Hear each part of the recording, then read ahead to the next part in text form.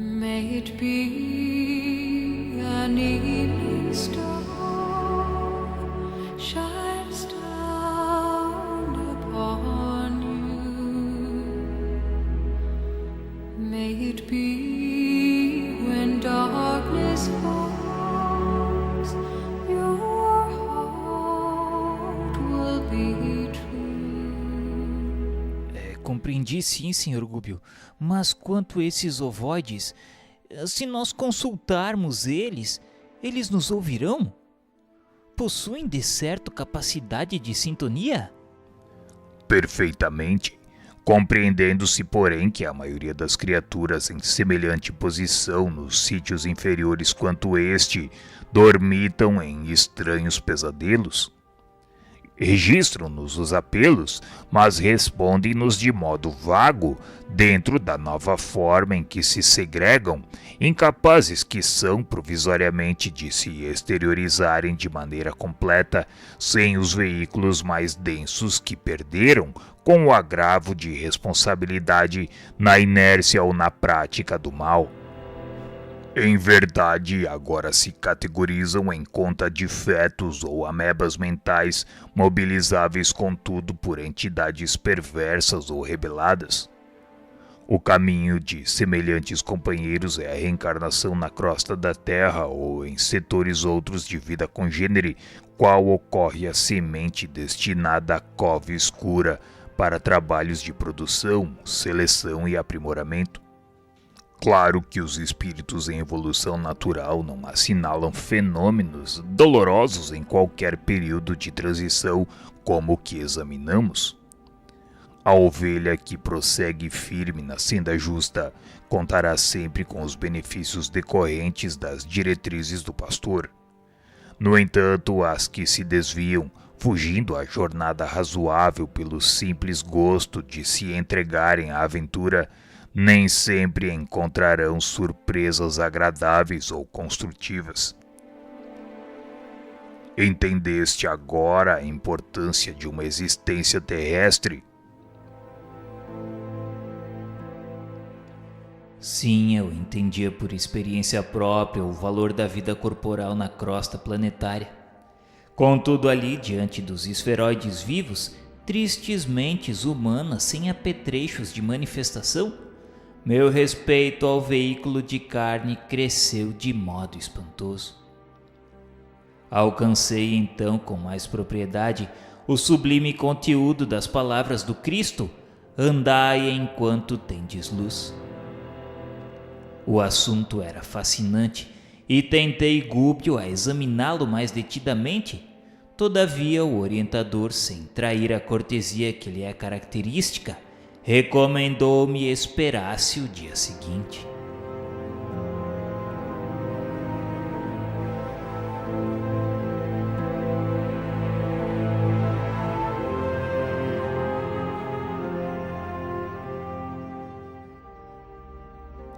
De manhã, um emissário do sacerdote Gregório, com semblante mal-humorado, veio notificar-nos em nome dele que dispunhamos de liberdade até as primeiras horas da tarde, quando ele nos receberia para entendimento particular. Ausentamo-nos do cubículo sinceramente desafogados. A noite fora simplesmente aflitiva, pelo menos para mim, que não conseguira qualquer quietação no repouso. Não somente o ruído exterior se fizera contínuo e desagradável, mas também a atmosfera pesava, asfixiante. As alucinadoras conversações no ambiente me perturbavam e feriam. Então Gúbio convidou-nos a pequena excursão educativa, na qual aproveitaríamos alguns minutos para o estudo sobre os ovoides. Eloy e eu acompanhamos-lo satisfeitos. Coalhava-se a rua de tipos característicos da normalidade deprimente, aleijados de todos os matizes, idiotas de máscaras variadas. Homens e mulheres de fisionomia torturada iam e vinham. Ofereciam a perfeita impressão de alienados mentais. E com exceção de alguns que nos fixavam de olhar suspeitoso e cruel, com manifesta expressão de maldade, a maior parte, a meu ver, situava-se entre a ignorância e o primitivismo, entre a amnésia e o desespero. Muitos demonstravam irritadiços ante a calma de que lhes dávamos testemunho. Perante os desmantelos e detritos a transparecerem de toda parte, concluí que o esforço coletivo se mantinha ausente de qualquer serviço metódico junto à matéria do plano. A conversação ociosa era ali o traço dominante. O instrutor informou-nos então, com muito acerto, de que as mentes extraviadas, de modo geral, lutam com ideias fixas, implacáveis e obcecantes, gastando longo tempo a fim de se reajustarem.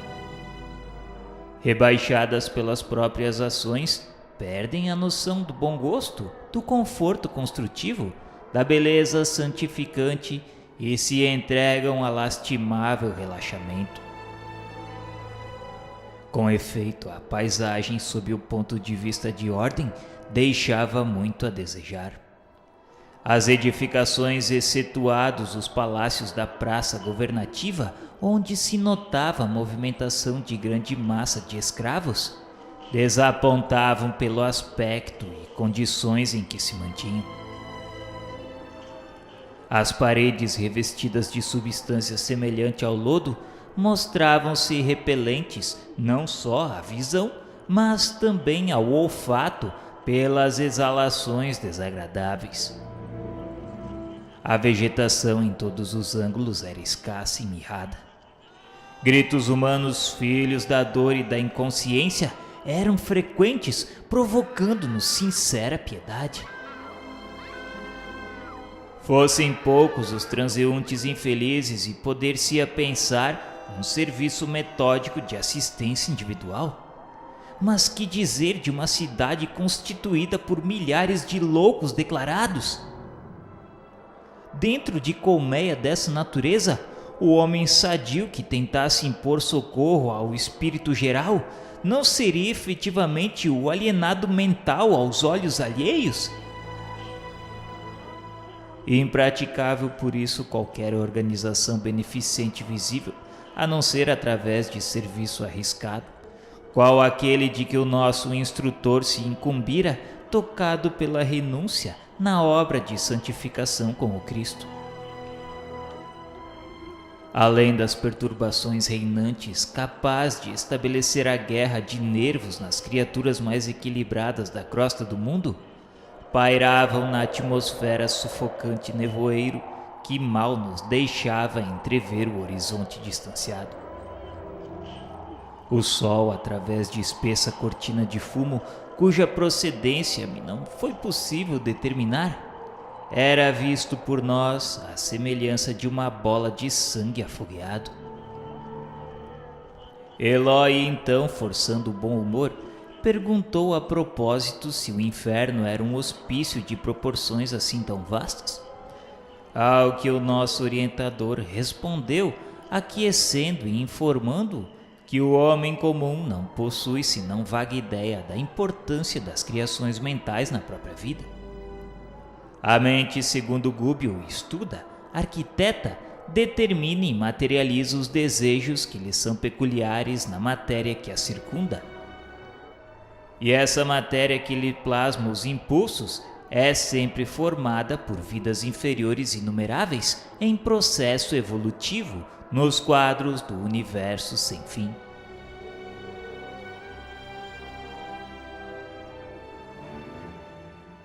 Marcháramos atravessando compridos labirintos e achamo-nos diante de extensa edificação que, com boa vontade, nomearemos por asilo de espíritos desamparados. Enquanto encarnados, seria-me extremamente difícil acreditar numa cena igual a que se nos desdobrou a vista inquieta. Nenhum sofrimento depois da morte do corpo me tocara tão fundo o coração. A gritaria em torno era de espantar. Varamos lodosa muralha e depois de avançarmos alguns passos, o pavoroso quadro se abriu dilatadamente. Largo e profundo vale se estendia, habitado por toda espécie de padecimentos imagináveis. Sentíamos-nos agora na extremidade de um planalto que se quebrava em abrupto despenhadeiro. À frente, numa distância de dezenas de quilômetros, sucediam-se furnas e abismos, qual se nos situássemos perante imensa cratera de vulcão vivo, alimentado pela dor humana. Porque lá dentro turbilhões de vozes explodiam ininterruptos, parecendo estranha mistura de lamentos de homens e de animais. Tremeram-me as fibras mais íntimas, e não só em mim, mas igualmente no espírito de Eloy, o movimento era de recuo instintivo. O orientador, no entanto, estava firme, e longe de endossar-nos a fraqueza, ignorou-a deliberadamente e asseverou calmo: Amontoam-se aqui como se fossem lenhos secos milhares de criaturas que abusaram de sagrados dons da vida. São réus da própria consciência, personalidades que alcançaram a sobrevivência sobre as ruínas do próprio eu, confinados em escuro setor de alienação mental. Esgotam resíduos envenenados que acumularam na esfera íntima através de longos anos vazios de trabalho edificante no mundo físico, entregando-se presentemente a infindáveis dias de tortura redentora.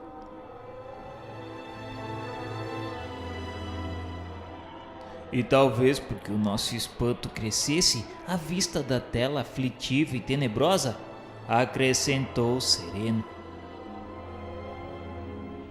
Não estamos contemplando senão a superfície de trevosos cárceres a se confundirem com os precipícios subcrostais.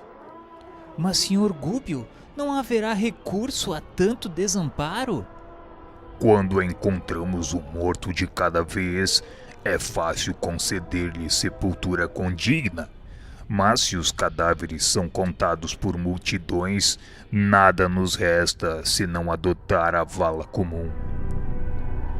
Todos os espíritos renascem nos círculos carnais para destruírem os ídolos da mentira e da sombra e entronizarem dentro de si mesmos os princípios da sublimação vitoriosa para a eternidade, quando não se encontram em simples estrada evolutiva.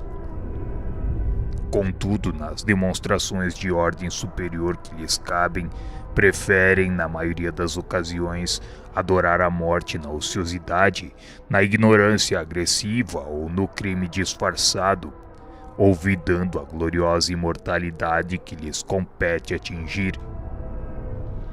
Ao invés de estruturarem destino santificante com vistas ao porvir infinito, menosprezam oportunidades de crescimento, fogem ao aprendizado salutar e contraem débitos clamorosos, retardando a obra de elevação própria. E se eles mesmos, senhores de preciosos dons de inteligência, com todo o acervo de revelações religiosas de que dispõem para solucionar os problemas da alma, se confiam voluntariamente a semelhante atraso, que nos resta fazer se não seguir nas linhas de paciência por onde se regula a influenciação dos nossos benfeitores? Sem dúvida, esta paisagem é inquietante e angustiosa, mas compreensível e necessária. E nesses sítios purgatoriais, Sr. Gúbio, não há companheiros, amigos, detentores da missão de consolar esses sofredores? Sim, André, esta imensa coletividade dentro da qual preponderam individualidades que pelo sofrimento contínuo se caracterizam pelo comportamento subhumano não está esquecida. A renúncia opera com Jesus em toda parte. Agora, todavia, não dispomos de ensejos para a identificação de missionários e servidores do bem. Vamos ao estudo que nos interessa de mais perto.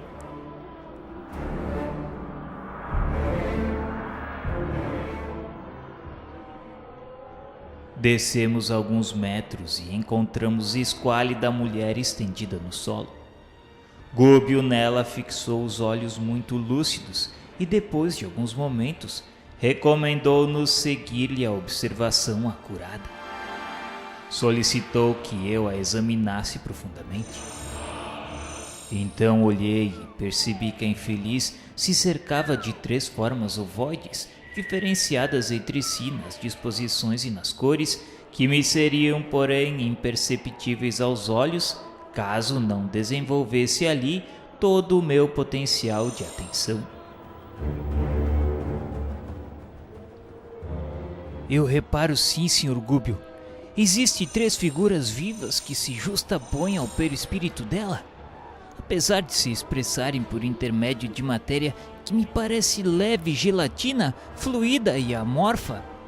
São entidades infortunadas entregues aos propósitos de vingança e que perderam grandes patrimônios de tempo em virtude da revolta que lhes atormenta o ser. Gastaram o perispírito sob inenarráveis tormentas de desesperação e imantam-se naturalmente à mulher que odeiam, irmã esta que, por sua vez, ainda não descobriu que a ciência de amar é a ciência de libertar, iluminar e de redimir. Auscultamos então de mais perto a desventurada criatura. Assumiu Gúbio a atitude do médico ante o paciente e os aprendizes. A mulher sofredora, envolvida num halo de força cinzento escura, registrou-nos a presença e gritou entre a aflição e a idiotia, perguntando onde estava o seu Joaquim. Pediu por piedade para que nós o ajudassem a encontrá-lo, pois para onde o teriam levado? O nosso orientador tranquilizou-a com algumas palavras e, não lhe conferindo maior atenção, além daquela que o psiquiatra dispensa ao enfermo em crise grave. Examinem os ovoides, sondem-nos magneticamente com as mãos. Operei expedito. Toquei o primeiro e notei que reagia positivamente. Leguei num ato de vontade minha capacidade de ouvir ao campo íntimo da forma e, assombrado, ouvi gemidos e frases como que longínquos pelo fio do pensamento. Tudo era vingança. Repeti a experiência com os outros 2 e os resultados foram idênticos. As exclamações de assassina transbordavam de cada um. E após afagar a doente com fraternal carinho, analisando-a atencioso, o instrutor dirigiu-nos a palavra esclarecendo. Joaquim será naturalmente o companheiro que a precedeu nas lides da reencarnação. Certo, já regressou à terra mais densa a fim de preparar-lhe lugar. A pobrezinha está esperando ensejo de retorno à luta benéfica. Vejo-lhe o drama cruel.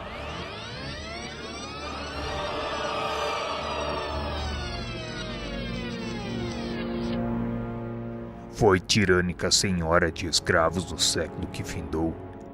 Percebo-lhe as recordações da fazenda próspera e feliz nos arquivos mentais. Foi jovem e bela, mas desposou consoante o programa de provas salvadoras um cavalheiro de idade madura que a seu turno já assumira compromissos sentimentais com humilde filha do cativeiro. Embora a mudança natural de vida à face do casamento não abandonou ele o débito contraído.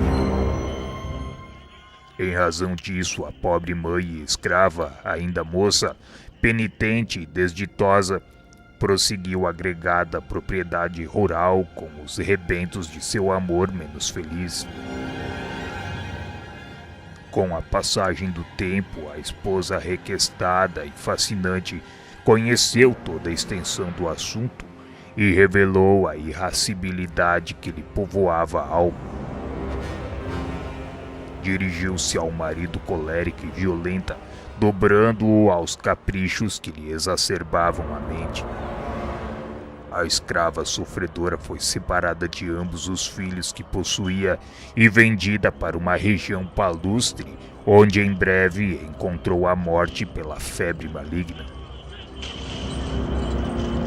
Os 2 rapazes metidos no tronco padeceram vexames e flagelações em frente da senzala.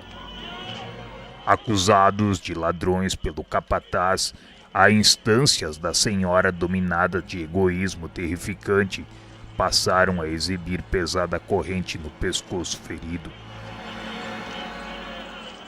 Viveram no passado sob humilhações incessantes. No curso de reduzidos meses, caíram sem remissão, minados pela tuberculose que ninguém socorreu. E desencarnados reuniram-se à genitora revoltada, formando um trio perturbador na organização ruralista que os expulsara, sustentando sinistros propósitos de desforço. Não obstante convidados à tolerância e ao perdão por amigos espirituais que os visitavam frequentemente, nunca cederam um tio nos planos sombrios em que penhoraram o coração. Atacaram desapiedados a mulher que os tratara com dureza e impondo-lhe destrutivo remorso ao espírito vacilante e fraco.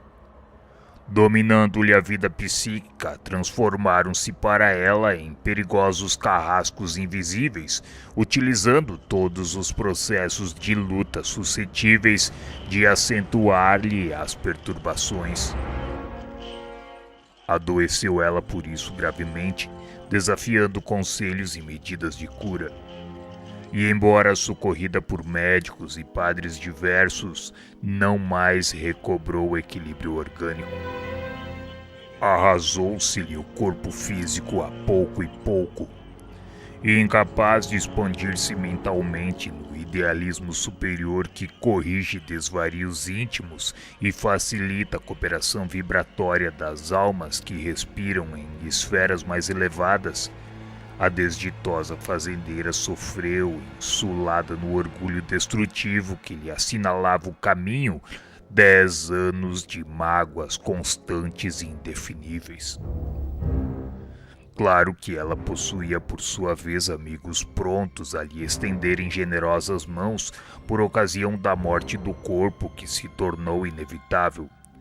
Contudo, quando nos enceguecemos no mal, inabilitamo-nos por nós mesmos à recepção de qualquer recurso do bem. Exonerada dos liames carnais, viu-se perseguida pelas vítimas de outro tempo, anulando-se-lhe a capacidade de iniciativa em virtude das emissões vibratórias do próprio medo perturbador. Padeceu muitíssimo, não obstante contemplada pela compaixão de benfeitores do alto, que sempre tentaram conduzi-la à humildade e à renovação pelo amor. Mas o ódio permutado é uma fornalha ardente, mantenedora de cegueira e sublevação. Desencarnado o esposo, veio semilouco encontrá-la no mesmo invencível abatimento e incapaz de socorrê-la em vista das próprias dores que o constrangiam a difíceis retificações. Os impiedosos adversários prosseguiram na obra deplorável e ainda mesmo depois de perderem a organização perispirítica, aderiram a ela com os princípios de matéria mental em que se revestem. A revolta e o pavor do desconhecido, com absoluta ausência de perdão, ligam-nos uns aos outros, quais algemas de bronze. A infeliz perseguida, na posição em que se encontra, não os vê, não os apalpa, mas sente-lhes a presença e ouve-lhes as vozes através da inconfundível acústica da consciência. Dessa forma vive atormentada e sem direção. Tem o comportamento de um ser quase irresponsável.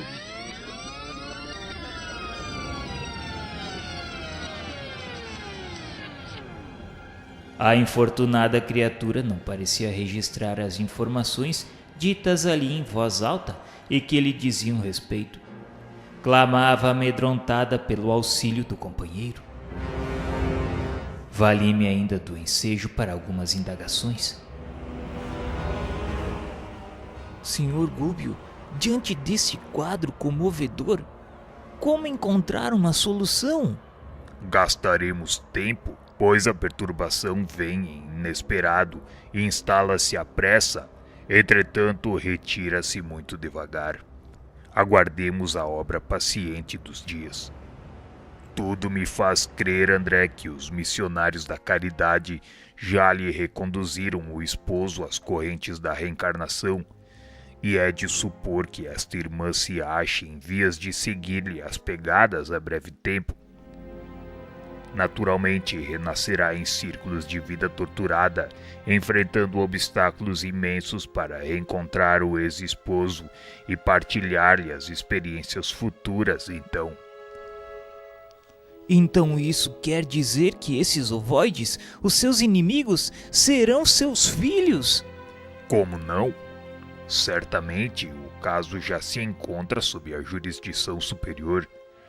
Esta mulher retornará à carne, seguida pelas mentes dos adversários que aguardarão junto dela o tempo de imersão nos fluidos terrestres. Meu Deus! Ela não se separará dos perseguidores nem mesmo para o regresso. Eu tenho acompanhado reencarnações que invariavelmente se fazem seguidas de cautelas especiais, mas essa aqui... Sim, André. Reparastes nos processos em que funcionam elementos intercessores de vulto, atendendo-se à nobilitante missão dos interessados no futuro e com o auxílio divino, semelhantes casos contam-se por milhões? Contudo, existem ainda nos setores da luta humana milhões de renascimentos de almas criminosas que tornam ao mergulho da carne premidas pela compulsória do plano superior, de modo a expiarem delitos graves. Em ocorrências dessa ordem, a individualidade responsável pela desarmonia reinante converte-se em centro de gravitação das consciências desequilibradas por sua culpa e assume o comando dos trabalhos de reajustamento sempre longos e complicados, de acordo com os ditames da lei. Por que a estranheza, André? Os princípios de atração governam o universo inteiro. Nos sistemas planetários e nos sistemas atômicos, vemos o núcleo e os satélites. Na vida espiritual, os ascendentes essenciais não diferem. Se os bons representam centros de atenção dos espíritos que se lhes afinam pelos ideais e tendências, os grandes delinquentes se transformam em núcleos magnéticos das mentes que se extraviaram na senda reta em obediência a eles. Elevamo-nos com aqueles que amamos e redimimos ou rebaixamo-nos com aqueles que perseguimos e odiamos.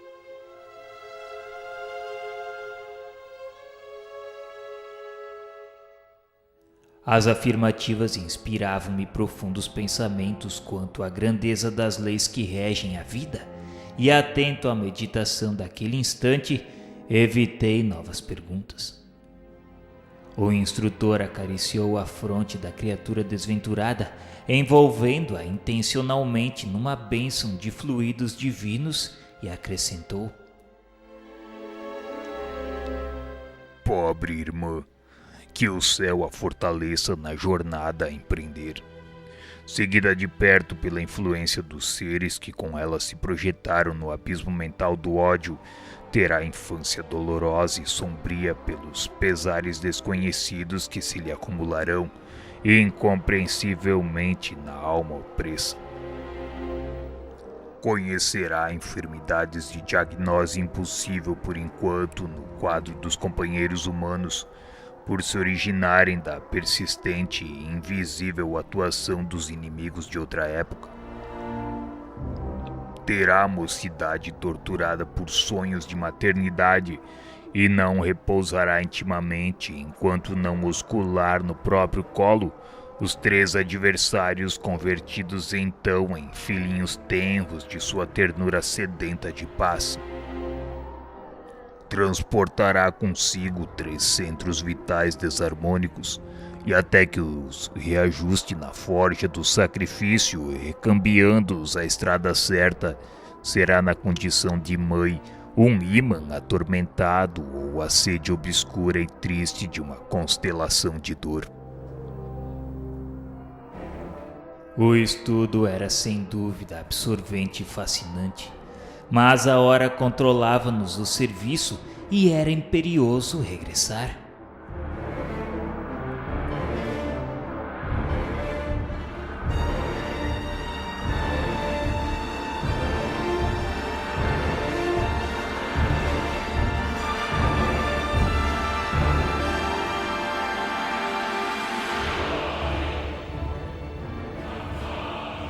May it be an evening star shines down upon you. May it be